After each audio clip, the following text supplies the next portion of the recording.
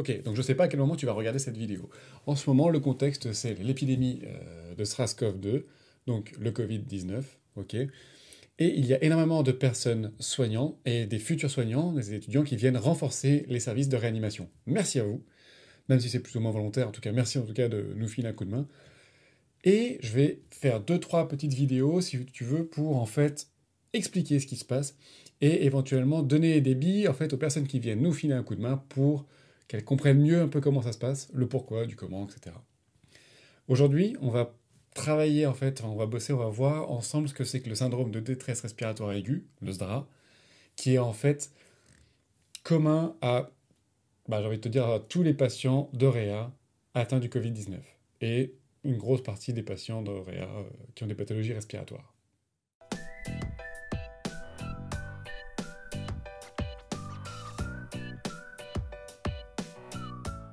Donc on va déjà commencer. Je vais te parler un petit peu anatomie avant, on va faire quelques rappels, histoire de savoir de quoi on parle exactement. Ton système ventilatoire, il est composé des voies aériennes supérieures, donc tout ce qui est fosse nasale, trachée, etc., et des voies respiratoires inférieures, donc tout ce qui va partir dans les bronches. Donc je t'apprends rien. L'air, que tu inspires, passe par le nez, donc les fosses nasales, ça descend dans la trachée, puis ça se répartit au niveau des bronches, des bronchioles, et au bout des bronchioles, il y a ce qu'on appelle les alvéoles.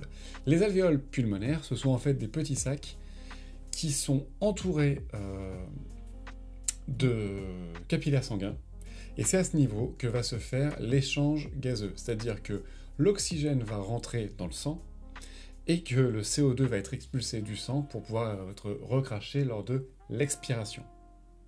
Jusque-là, je t'apprends rien. Il est donc très important que ces petits sacs puissent travailler en fait en se gonflant et en se relâchant, ce qui permet en se gonflant, en fait tu fais rentrer l'air, tu optimises la surface d'échange pour qu'il y ait un maximum d'échange possible entre l'oxygène et le sang, enfin, l'air et le sang, pour avoir un échange oxygène, CO2 au mieux. Puis qu'après, ça se referme doucement pour pouvoir expulser le tout quand tu vas expirer. Tout ça, comment ça fonctionne en fait? Quand tu vas inspirer, tes poumons vont se gonfler, tu vas faire entrer de l'air, d'accord? Donc tu vas créer une dépression, ça va aspirer l'air à l'intérieur. Tes alvéoles vont se gonfler, se gorger d'air, et dans cet air, il y a environ 21%, c'est un petit peu moins, mais 21% d'oxygène. Cet oxygène va pouvoir rentrer dans le sang, ce qu'on appelle l'hématose, et le CO2 va pouvoir en être expulsé, ok, pour pouvoir être expulsé de ton corps lors de l'expiration. Jusque-là, je t'apprends rien de révolutionnaire. Au niveau de tes alvéoles, il y a deux grands types de cellules qu'il faut retenir. Les pneumocytes 1, les pneumocytes 2. Les pneumocytes 1, en gros, ce sont les cellules qui permettent les échanges gazeux. Les pneumocytes 2, elles servent principalement à créer un petit produit qui s'appelle le surfactant, qui permet d'aider à la fois de favoriser les échanges gazeux, qui permet également de favoriser le nettoyage des bronches et de remonter les impuretés. Et éventuellement, quand les pneumocytes 1 sont détruits, les pneumocytes 2 peuvent muter pour se transformer en pneumocyte 1 et compenser en fait la perte. Dans les grandes lignes, ok? Autre chose, les poumons sont enveloppés dans deux sacs. Imagine tes poumons qui sont ici. Il va y avoir un premier sac autour, c'est ce qu'on appelle la plèvre. La plèvre, en fait, c'est un sac qui est composé de deux feuillets. Il y a le feuillet qui est autour des poumons, qui englobe les poumons, qui s'appelle la plèvre viscérale. Et il y a un deuxième feuillet qui est autour du thorax, qui s'appelle la plèvre pariétale. Et en fait, ces deux feuillets, entre deux, normalement, il n'y a rien du tout.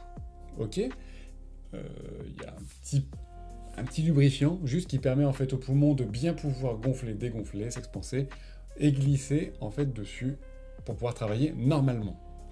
Également, je te laisse en description les normes des gaz du sang qu'il va falloir connaître un minimum pour pouvoir se rendre compte de ce qui est normal ou pas normal. Ok, on va passer aux choses sérieuses. Le SDRA, le SDRA, comme tu veux, le syndrome de détresse respiratoire aiguë. Il est défini... Enfin, qu'est-ce que c'est en gros? Depuis 2012, il y a une définition qui fait consensus, ok? N'oublie pas que c'est un syndrome, donc c'est en fait un ensemble de symptômes. Et ce SDRA, c'est en fait une inflammation importante de la membrane alvéolo-capillaire, au niveau des alvéoles. Pour définir le SDRA, il y a en fait 4 critères. Le premier, c'est qu'il faut que tu aies une insuffisance respiratoire depuis quelques jours, maximum une semaine. Le deuxième critère, c'est qu'il faut que tu aies une opacité à l'imagerie, en fait au scanner, il faut que tu aies une opacité bilatérale des poumons.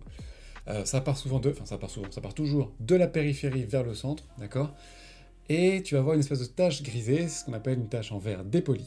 Le troisième critère, il faut que tu aies évacué le risque d'œdème hydrostatique. En gros, ton patient ne doit pas avoir de pathologie cardiogénique, ne pas être en OAP, en œdème aigu du poumon, ne pas avoir de pneumonie, voilà, c'est déjà pas mal. Et le quatrième critère, il faut qu'il ait un P sur F inférieur à 300. Alors, de quoi ça s'agit? Alors, le P sur F, le PaO2 sur FiO2, en fait, tu vas définir, quand tu fais le gaz du sang de ton patient, tu vas définir sa PaO2, qui t'est donné en fait lors de ton gaz du sang, tu vas diviser ça par la FiO2, c'est-à-dire la fraction inspirée par ton patient. Toi et moi, on compte à peu près 21% dans l'air ambiant, mais quand tu as un patient intubé, tu peux définir exactement la fraction d'oxygène que tu peux lui donner, jusqu'à 100%. Cette PaO2 sur FiO2, ça va te donner un résultat. Si ce résultat est entre 200 et 300, ça veut dire que ton patient est en SDRA léger. Si il est entre 100 et 200, c'est que ton patient est en SDRA modéré. S'il est inférieur à 100, c'est que ton patient est en SDRA sévère. Pour te donner une petite idée, une personne lambda qui a une PaO2 à 95%, ce qui est normal, que tu divises par la FiO2 21%, c'est-à-dire à peu près l'air ambiant, tu vas lui trouver quelque chose comme 450 de son rapport P sur F, PaO2 sur FiO2. Donc, quand ton patient, lui, il est inférieur à 300, ça veut dire que déjà il est en souffrance, déjà il ne respire pas correctement, il n'arrive pas à capter l'oxygène dont son corps a besoin. Donc, je t'ai fait la définition. Maintenant, en gros, qu'est-ce que c'est? Le SDRA, c'est une réaction inflammatoire de la membrane alvéolo-capillaire, ça je te l'ai dit. Et cette inflammation, ça peut être une réaction soit directe à une infection, une inhalation, soit par noyade, soit parce que tu as un patient qui a vomi et réingurgité, donc une inhalation, une personne qui perd connaissance, qui perd connaissance, ou qui, lors de son intubation, ou lors d'une opération, n'avait pas l'estomac vide à inhaler en fait ses résidus gastriques. Et qu'est-ce qu'il peut y avoir aussi? Ça peut être en réaction à la ventilation mécanique. Les patients sous respirateur, si le respi est mal réglé, ça peut créer des traumatismes. On appelle ça des lésions induites par la ventilation mécanique. Il peut aussi y avoir les causes indirectes, que ce soit par un trauma, que ce soit par la circulation extracorporelle, les transfusions massives, ou un sepsis, mais qui a un départ ailleurs, par exemple un départ urinaire. En gros, comment ça se déroule dans le poumon? Donc, ça va se dérouler le SDRA en 3 phases. La première phase, c'est la phase exsudative. En fait, tu as un œdème important qui se crée au niveau alvéolo-capillaire, et éventuellement interstitiel.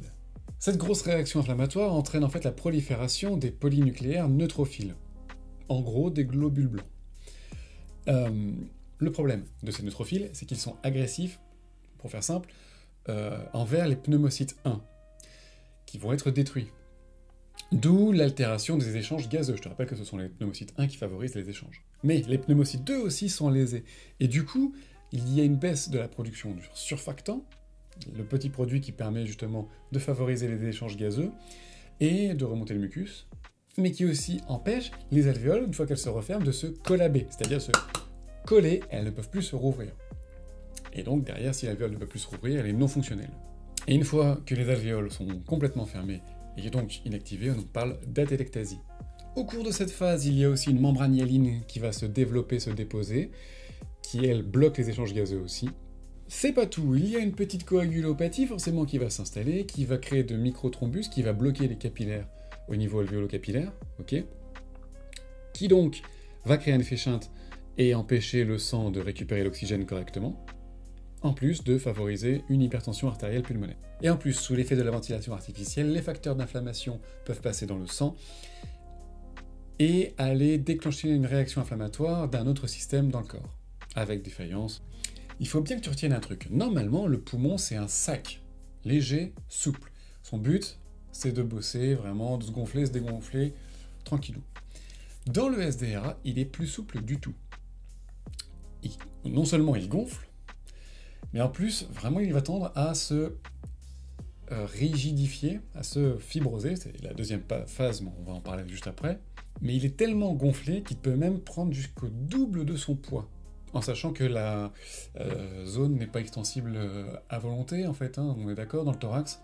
Donc en fait, ça va être oppressant et ça va limiter les échanges gazeux. Donc en gros, une fois que l'œdème a bien rigidifié et écrasé et gonflé le poumon, en fait, et écrasé en fait, les voies qui permettent le passage de l'air, ta surface d'échange alvéolo-capillaire, donc en fait ta surface disponible au niveau de ton poumon, elle est très très nettement réduite par rapport à ce que tu devrais avoir normalement. Tellement réduite qu'en fait, on va avoir l'impression que tu as un poumon d'enfant. On parle de baby lunge, poumon d'enfant, poumon de bébé. La deuxième phase, c'est la phase fibroproliférative où en fait on va avoir des dépôts de collagène et de fibrine qui accentuent la baisse de la compliance du poumon et la surface des échanges gazeux. Ouais, encore. Si on arrive à passer le cap des deux premières phases, en sachant que les deux premières phases peuvent être plus ou moins mêlées, hein. Si on arrive à réduire l'inflammation chez le patient, faire passer le cap en fait, donc en serviette de réanimation, en entretenant un petit peu, en protégeant le patient au mieux avec une ventilation protectrice, on va en parler juste après. Il y a la phase de résolution où en fait il va y avoir régression de la fibrine, régression du collagène et de l'œdème. Le poumon va récupérer à peu près de sa fonctionnalité, de sa compliance. Selon les patients, il va plus ou moins récupérer. Il y a des patients qui vont très bien récupérer, il y a des patients qui vont très mal récupérer. Mais même s'ils récupèrent globalement au bout de quelques jours, ça se joue en termes de plusieurs semaines, plusieurs mois, avec de la kiné, du réentraînement. C'est pas tout. Alors, en plus de tout ça, il va se rajouter d'autres pathologies. Juste un petit quelque chose. Les patients qui sont mis sous ventilation artificielle, sous ventilateur. Donc ce que je te disais tout à l'heure, quand toi et moi on respire, on va en fait... Donc le diaphragme s'abaisse, ça ouvre les poumons, ça crée une dépression. En gros, tu aspires de l'air, et quand tu as fini, tu souffles. La ventilation artificielle, c'est le contraire. C'est la machine qui va te souffler dans les bronches, qui vient t'apporter un volume. Et en fait, c'est l'élasticité de ton poumon qui va gérer pour expirer après. Donc en fait, c'est inversé par rapport au cycle naturel. Le problème, si tu veux, c'est que quand tu as un poumon qui n'est pas du tout souple, il va très mal supporter que tu lui envoies un volume ne serait-ce qu'un petit peu trop important. Soit un volume trop important, soit une pression trop importante. Et ça peut avoir de graves conséquences. Ça va léser encore la surface alvéolo-capillaire, et ça va accentuer l'inflammation. Mais c'est pas tout. Quand tu es intubé, il y a un risque également, même si normalement c'est protégé, même si tout est nettoyé, il y a un risque d'infection, comme tout à chaque fois qu'il y a un dispositif invasif, ça c'est évident. Il y a un risque de pneumothorax lié au barotraumatisme, donc barotraumatisme lié à la pression, et indirectement, on n'est plus directement dans la ventilation artificielle là, mais il y a un risque de dysfonctionnement cardiaque, notamment au niveau du cœur droit, d'accord, dû à l'hypertension artérielle. Au niveau des traitements, il y a deux grandes familles de traitements. Il y a les traitements qui sont non ventilatoires et les traitements qui sont ventilatoires. L'objectif des traitements non ventilatoires, c'est d'améliorer l'oxygénation de ton patient, de gérer au mieux l'inflammation, ça c'est prioritaire, et de limiter la surcharge œdémateuse. Alors tu as peut-être entendu parler des patients qu'on met en décubitus ventral, qu'on allonge sur le ventre. Le but du jeu, en fait, ça va être de recruter au maximum les alvéoles qui sont à l'arrière du poumon, et donc d'augmenter la surface d'échange gazeux disponible. Il y a les traitements médicamenteux par curare. Les curares, ce sont des médicaments qui créent un relâchement complet au niveau musculaire. Si c'est bien dosé, normalement, le cœur n'est pas touché. Ça permet quoi? Ça permet en fait de relâcher complètement la résistance naturelle musculaire, et donc de libérer un petit peu au niveau vasculaire et au niveau pulmonaire pour favoriser encore une fois les échanges gazeux. La curarisation se fait principalement les 48 premières heures, quand il y en a besoin. Alors on peut introduire également comme aérosol du monoxyde d'azote. Le monoxyde d'azote, ça permet en fait un relâchement des muscles au niveau vasculaire, et donc ça va favoriser les hématoses, l'échange gazeux. Mais c'est pas systématique. Et puis il y a la corticothérapie, les corticoïdes qui vont permettre de réduire l'inflammation. Mais alors pareil, ça s'utilise pas n'importe comment. Ça, c'est ton médecin qui va gérer le truc. Et puis, en dernier recours, il y a l'ECMO, donc en fait la circulation extracorporelle, qui va permettre de prendre le relais de tes poumons qui ne sont plus capables de faire le taf, et de virer le CO2, de rajouter l'oxygène, voilà. Un temps, vraiment c'est un petit peu le mécanisme de dernière intention. Au niveau des traitements ventilatoires, il n'y a pas de secret, c'est l'intubation. Dans certains cas très précis, dans certaines réas, c'est pas partout non plus, il y a de la VNI, donc la ventilation non invasive, au masque si tu veux, mais un masque spécial, qui est utilisé. Plus les 3/4 du temps, c'est l'intubation. En fait, il faut prendre le relais des poumons, prendre le relais du corps qui n'est pas capable de le faire tout seul. Et mettre le corps un peu au repos pour réduire ses besoins en oxygène. Mais ce que je te disais tout à l'heure, c'est que le poumon n'est pas dans son état normal, donc il va falloir éviter de lui envoyer des volumes trop importants. D'accord ? Toi, si tu inspires un grand coup, là, eh ben, ton poumon il va se gonfler un grand. Ce n'est pas possible chez un poumon d'une personne qui est en SDRA. Donc il va falloir envoyer de petits volumes. En général, on tourne autour de 6 ml par kilo de poids théorique du patient, pas du poids réel, du poids théorique. Mais comme ce sont des petits volumes, il va falloir augmenter la fréquence, avec éventuellement l'augmentation d'apport en oxygène selon les besoins. Et pour ceux qui ça parle, on essaye de maintenir une PEP, une pression expiratoire positive, aux alentours de 10, d'accord ? Donc plus important que ce qu'on peut avoir pour des patients classiques. Si ça ne te parle pas, en gros, à la fin de l'expiration, la machine maintient une certaine pression qui va permettre de garder les alvéoles ouvertes, d'empêcher qu'elles se referment sur elles-mêmes. Ça doit être très désagréable. Pour avoir essayé déjà en VNI, t'as l'impression qu'en fait, tu n'arrives pas à expirer tout ce que tu veux, ok ? Mais c'est indispensable pour ces patients. Donc toi, ton rôle en tant qu'infirmier, infirmière, évidemment, ton patient, s'il donne des signes de détresse respiratoire, on l'a vu, c'est un des premiers critères du SDRA, donc les signes d'insuffisance respiratoire classiques, dyspnée, tirage, cyanose, polypnée, utilisation des muscles accessoires, battement des ailes du nez, comme on apprend à l'IFSI, qui date donc de moins de 7 jours. Au niveau de la biologie, au niveau des gaz du sang, donc tu as une hypoxémie. Éventuellement, ton rôle, ça va être de participer pour la mise en œuvre avec le médecin d'un prélèvement distal bronchique. On va aller récupérer un petit bout au fond du poumon pour voir où on en est. Et tu peux déjà te faire une idée toi-même en calculant son P sur F pour savoir où il en est.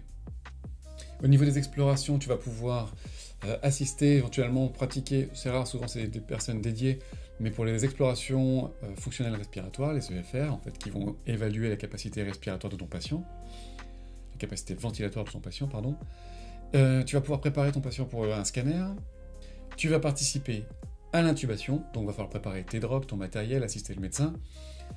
Il va aussi falloir que tu prépares l'intubation de ton patient. Forcément, s'il est en SDRA, il va pratiquement à tous les coups passer par l'intubation. Donc il va falloir que tu préviennes ton patient, l'informes, que tu discutes avec lui de ce qui va se passer, avec le médecin, que tu prépares le matériel d'intubation adapté, que tu prépares les drogues adaptées, que tu gères la ventilation, l'hyperoxygénation avant. Voilà.